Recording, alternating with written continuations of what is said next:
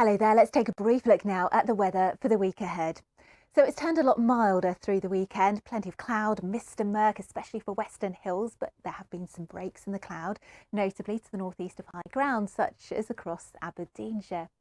Now next week, a few changes. The mild air won't last. It will be turning colder again and then milder later on through the week, rather unsettled at times with some spells of rain. And that's certainly true on Sunday too. It will be quite unsettled, some more showers, but we're scooping up all of this mild air and quite a brisk southerly to south westerly winds. So we're starting the day off with temperatures in double figures. Various bands of showers gradually tracking eastwards, more cloud throughout much of the day across many parts of East Anglia, but turning brighter later for central, for western areas. Watch out for those heavy showers, especially towards the west.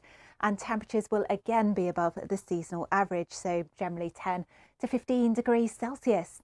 But look at what happens on Sunday night into Monday. So these fronts clear further eastwards and then we draw down a northerly wind. So if we just look out at the bigger picture, the air mass chart, you can see we're drawing down that cold Arctic air from the north. So things are about to turn a lot chillier. You'll notice it in the north and the west at first on Monday morning. Some wintry showers for a time over the higher ground of Scotland. Our occlusion takes the cloud and the rain further southwards, brightening up behind. But we are into that colder air across the northern half of the UK. So temperatures here will be in single figures, mid-single figures for many, but we hang on to the double figures further south. But it's turning colder across the board. You can see the blues here spread just about everywhere. And as the winds lighten on Monday night, there will be a widespread frost as we head into Tuesday morning. So really chilly start to the day.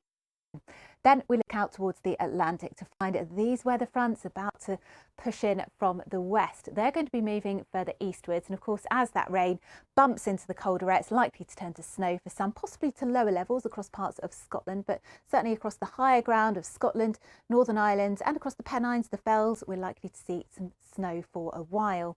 It is going to be feeling cold on Tuesday, temperatures in single figures across the board, drier further east, but that band of rain, and it will be falling as rain mostly towards the south, gradually pushes its way further eastwards as we head through Tuesday and into Wednesday. Still a lot of uncertainty on the timing of the clearance of this front.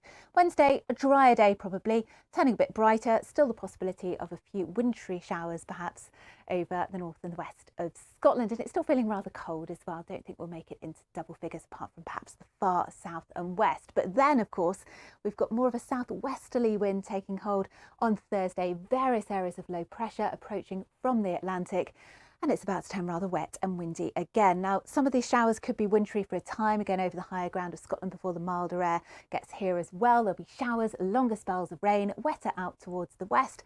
Rather windy with it, but temperatures have recovered to above the average, again 9 to 14 degrees Celsius.